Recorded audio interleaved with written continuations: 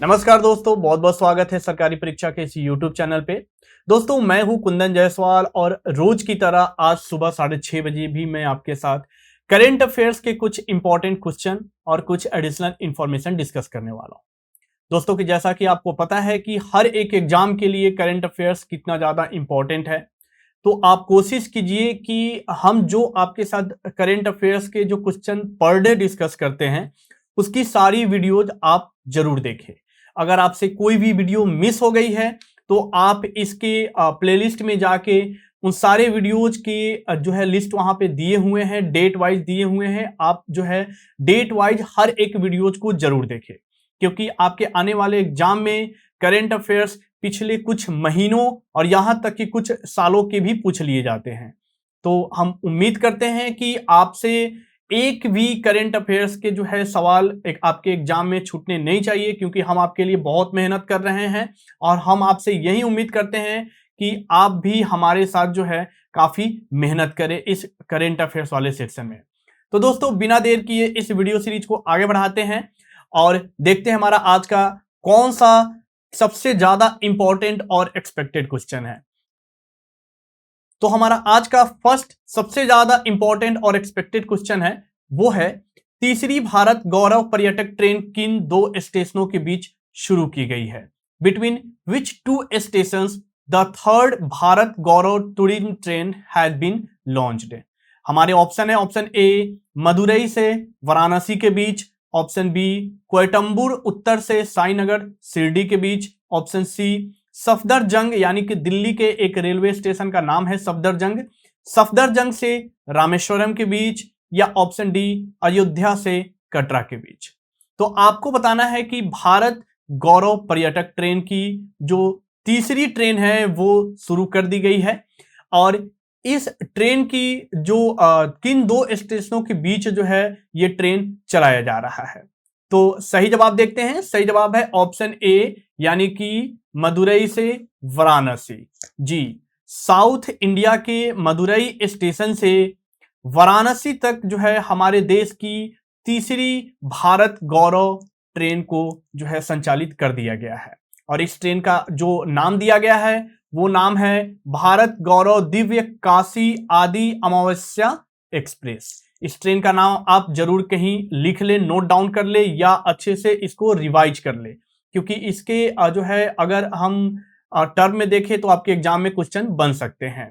ठीक है, और अगर ये तो देश की तीसरी भारत गौरव ट्रेन है, लेकिन अगर हम साउदर्न रेलवे की देखें तो ये दूसरी जो है ये भारत गौरव ट्रेन है साउदर्न रेलवे की। ठीक है, इसमें आप कंफ्यूज नहीं होइएगा। सवाल ऐसे भी बन सकते हैं कि भारत की तीसरी गौरव ट्रेन या साउदर्न रेलवे की दूसरी गौरव ट्रेन, तो दोनों का जवाब एक ही है, वो है भारत गौरव दिव्य काशी आदि अमावस्या एक्सप्रेस। ठीक है, अब अगर हम बात कर ले कि ये मदुरई से वाराणसी के बीच में ये चलेगी, तो उनके बीच में ये 12 जगह जो है पिलग्रिमेज यानी कि 12 पवित्र जगहों को ये जो है कवर करते हुए चलेगी और जिसमें 7 जो है शक्ति पीठ भी शामिल होंगे। यानी अगर हम हिंदू मान्यता के अनुसार देखें तो ये ऐसे जगह जो है माने जाते हैं जहां पे हिंदू के जो भी देवी देवता हैं वहां उनके कुछ अवशेष यानी उनके कुछ पार्ट्स जो है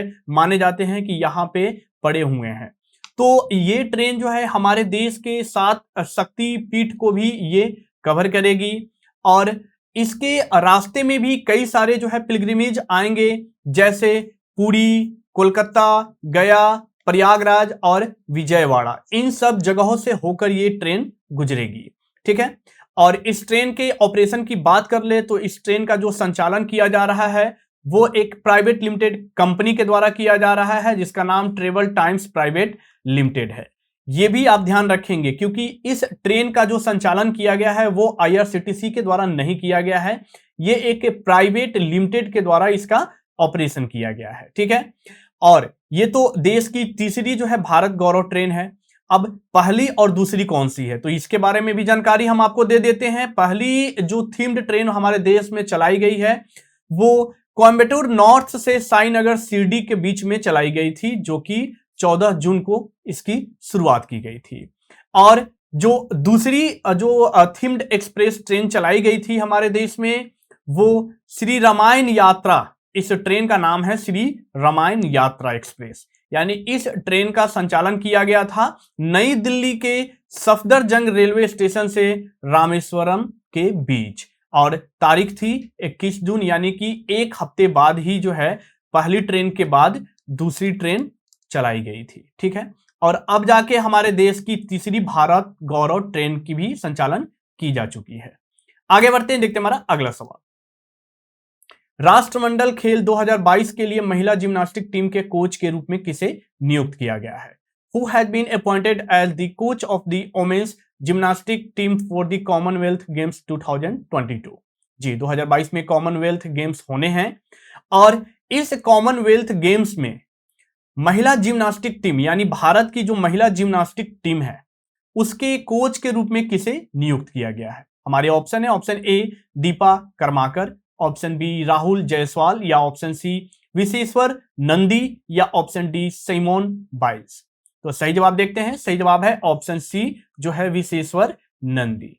जी, ये महिला जिम्नास्टिक टीम के कोच होंगे, और इनकी जो टीम है वो 2022 के कॉमनवेल्थ गेम्स में प्रदर्शन करेगी।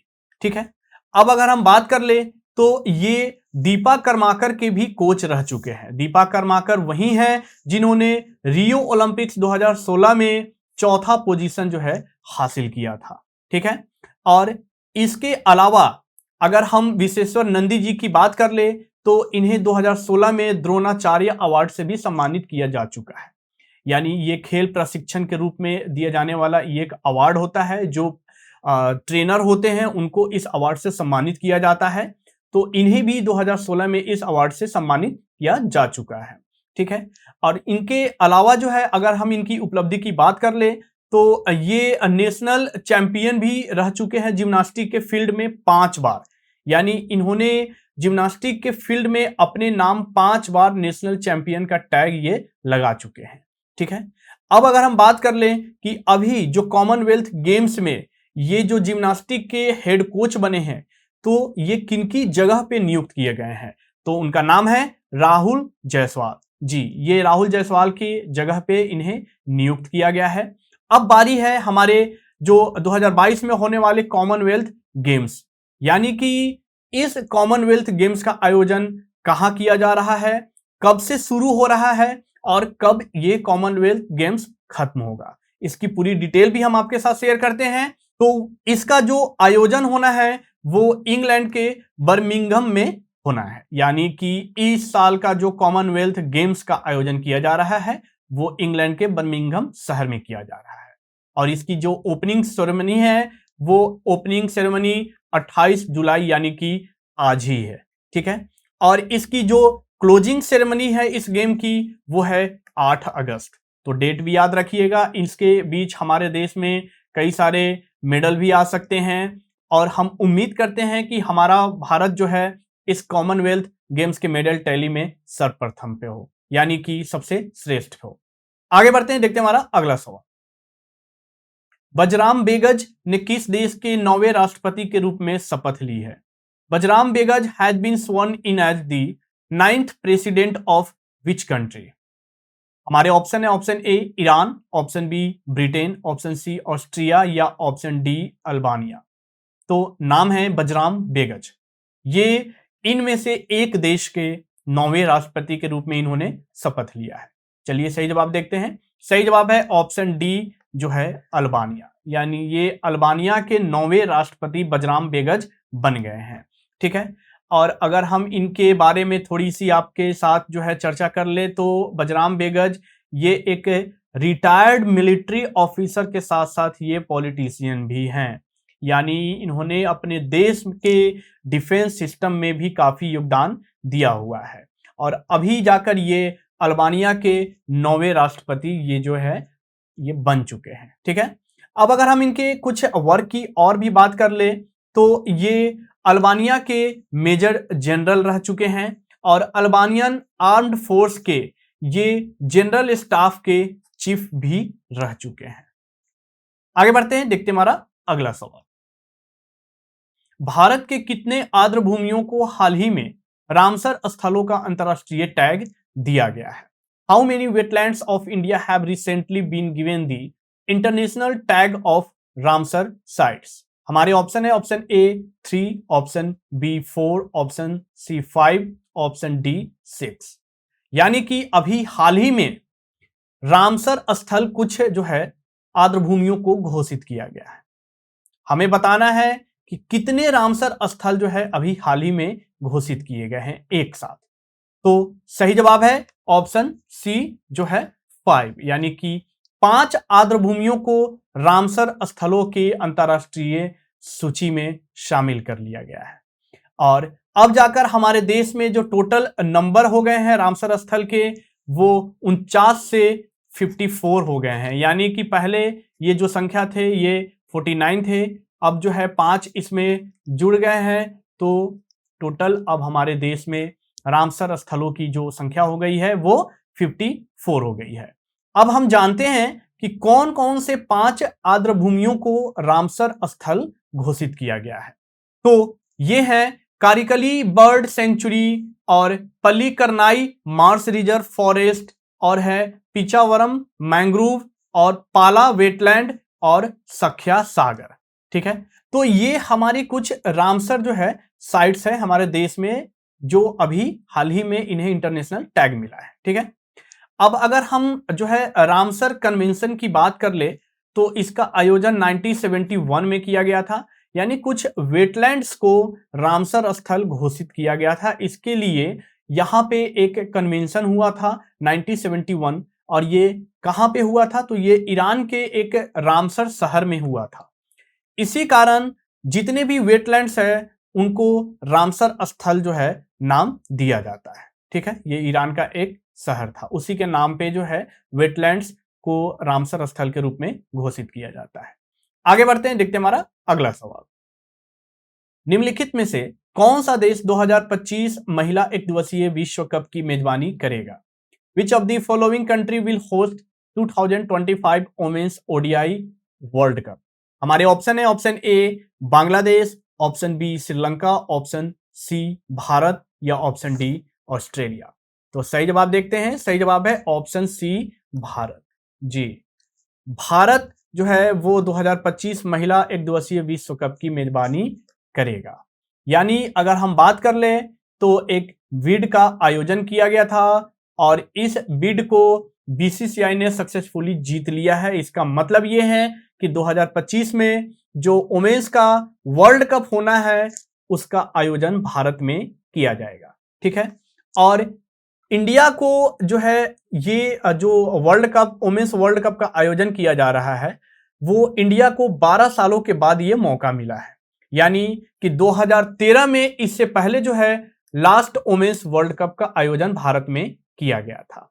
ठीक है, इसके साथ साथ इस बिड में बांग्लादेश ने भी 2024 में T20 वर्ल्ड कप का जो आयोजन जो है ये जीत लिया है। यानी इसका मतलब ये है कि T20 वर्ल्ड कप जो 2024 में होंगे वो बांग्लादेश में होंगे।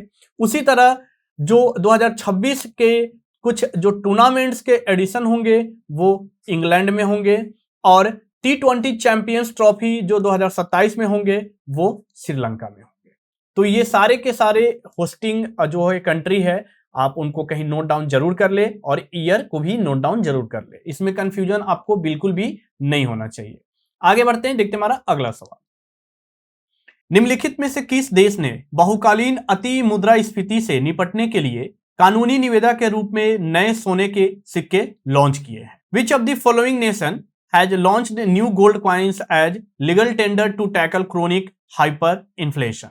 हमारे ऑप्शन है option A Sri Lanka, option B Bangladesh, option C Zimbabwe, या ऑप्शन डी लीबिया। तो सही जवाब है ऑप्शन सी जिम्बाब्वे। जी, जिम्बाब्वे ने अभी हाल ही में अपने देश में अति मुद्रास्फीति से निपटने के लिए इन्होंने नए सोने के सिक्के अभी हाल ही में लॉन्च किए हैं, और इस नए सोने के सिक्के का जो नाम दिया गया है वो मोसी ओवा तुनिया दिया गया है। यानी वहां इसे मोसी ओवा तुनिया के नाम से पुकारा जा रहा है। ठीक है, आप यहाँ पे ये जो है सिक्के आप देख पा रहे होंगे इमेज में, ये अभी हाल ही में जिम्बाब्वे गवर्नमेंट के द्वारा इसे जो है शुरू किया गया है। इसका मतलब यही है कि जिम्बाब्वे में जो बहुत तेजी से जो है महंगाई बढ़ रही है, यानी बहुत तेजी से जो अनकंट्रोलेबल है, उस महंगाई को जो है सही ट्रैक पे लाने के लिए वहां के गवर्नमेंट के द्वारा इस तरह के सिक्के जो है जारी किए गए हैं।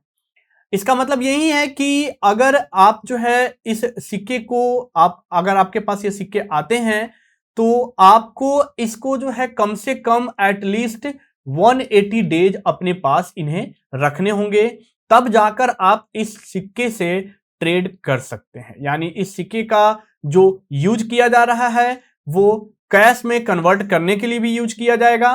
साथ ही साथ अगर आप लोकल या इंटरनेशनल लेवल पे भी अगर आप ट्रेड करना चाहते हैं या ट्रांजैक्शन करना चाहते हैं तो भी आप इस सिक्के का यूज कर सकते हैं। कंडीशन यही है कि आपको इस सिक्के को सबसे पहले 180 डेज के लिए अपने पास इसे रखना होगा।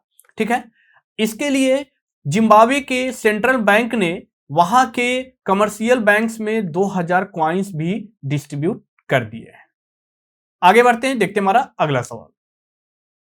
निम्नलिखित में से किस देश ने 2024 के बाद अंतरराष्ट्रीय अंतरिक्ष स्टेशन को छोड़ने का निर्णय लिया है? Which of the following country has decided to quit the International Space Station after 2024? हमारे ऑप्शन है, option A United States, option B Russia, option C Japan या ऑप्शन डी कनाडा। तो सही जवाब है ऑप्शन बी रशिया।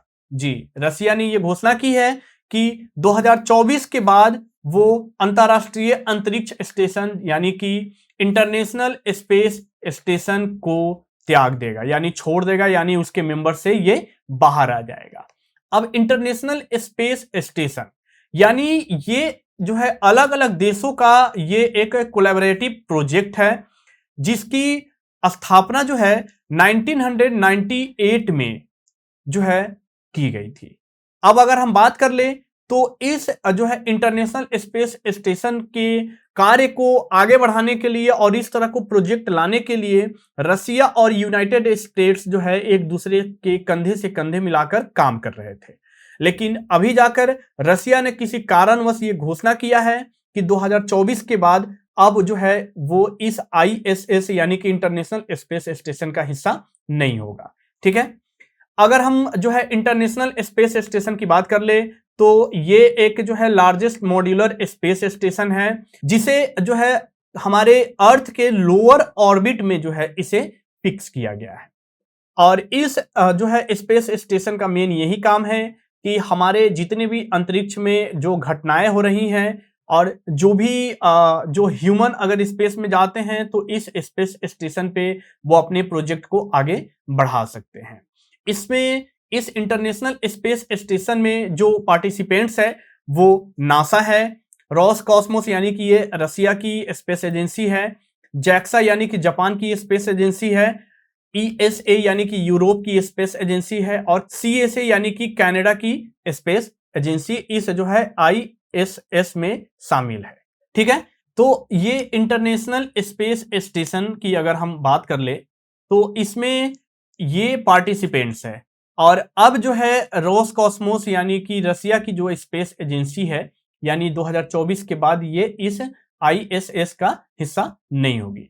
आगे बढ़ते हैं, देखते हैं हमारा अगला सवाल। तो हमारा अगला सवाल है, कौन सी वैश्विक भुगतान और प्रौद्योगिकी कंपनी BCCI द्वारा आयोजित मैचों के लिए शीर्षक प्रायोजक के रूप में पेटीएम की जगह लेगी? Which global payments and technology company will replace Paytm as the title sponsor for matches organized by BCCI? हमारे ऑप्शन है, option A Byju's, option B Mastercard, option C GPay या ऑप्शन डी मेस्ट्रो कार्ड। तो सही जवाब देखते हैं, सही जवाब है ऑप्शन बी मास्टरकार्ड। जी, मास्टरकार्ड अब BCCI के द्वारा जितने भी इंटरनेशनल लेवल पे या घरेलू मैच आयोजन किए जाएंगे उसमें जो स्पॉन्सरशिप सौंपे गए हैं वो मास्टरकार्ड को सौंपे गए हैं और मास्टरकार्ड ने रिप्लेस कर दिया है किसको? तो पेटीएम को। जी, इसके पहले BCCI के जो भी अंतरराष्ट्रीय लेवल पे या घरेलू लेवल पे जो मैचेस होते थे उसमें स्पॉन्सर्स जो है पेटीएम के द्वारा किया जाता था, लेकिन अब जो स्पॉन्सर किया जाएगा वो मास्टर कार्ड के द्वारा किया जाएगा। अगर हम पेटीएम की और बीसीसीआई के रिलेशन की बात कर ले तो सबसे पहले इन दोनों के बीच में जो एग्रीमेंट किया गया था वो 2015 में किया गया था और इस एग्रीमेंट को जो है 2019 तक जो है जारी रखा गया था, जिसमें क्या था कि पर मैचेस जो है वो पेटीएम जो है बीसीसीआई को 2.4 करोड़ रुपीस जो है स्पॉन्सर करेगी।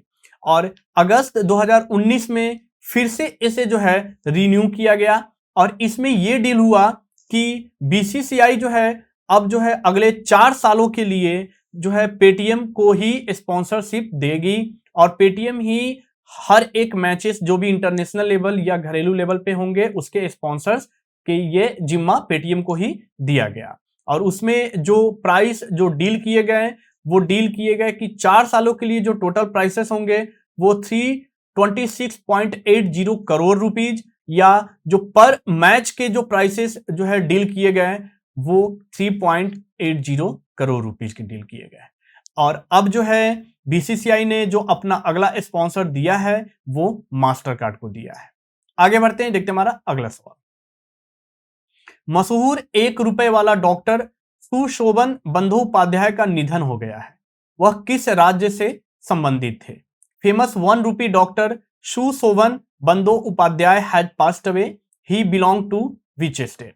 हमारे ऑप्शन है option A Punjab, option B Uttar Pradesh, option C Assam या ऑप्शन डी पश्चिम बंगाल।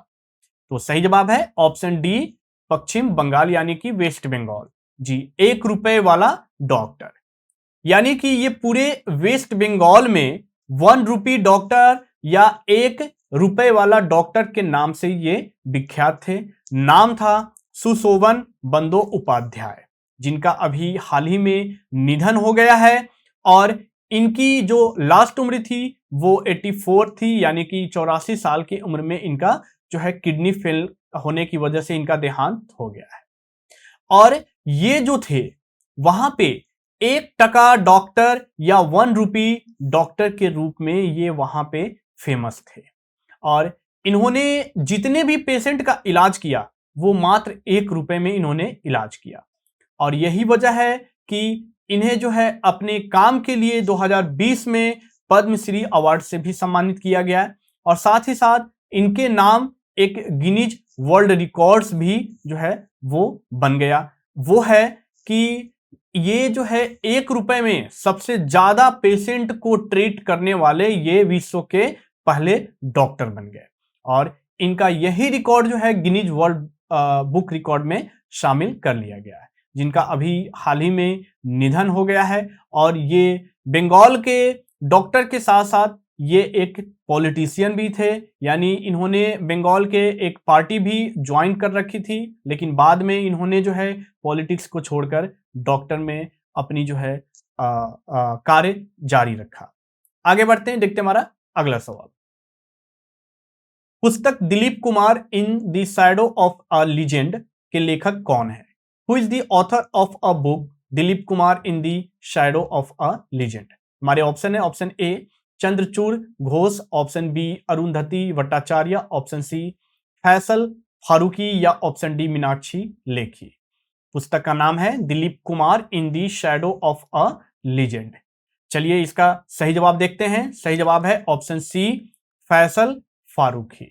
जी, ये इस पुस्तक के ऑथर हैं और Dilip Kumar in the shadow of legend ये पुस्तक किसी और पे नहीं बल्कि बॉलीवुड के फेमस दिलीप कुमार के ऊपर लिखी गई है। दिलीप कुमार जिनका मूल नाम यूसुफ खान था और ये बॉलीवुड में दिलीप कुमार के नाम से जाने जाते थे और इनके बारे में जो पुस्तक रिलीज किया गया है यानी ऑथर्ड किया गया है वो फैसल फारूकी के द्वारा किया गया है और ये पुस्तक पूरा का पूरा जो है दिलीप कुमार को ट्रिब्यूट किया गया है।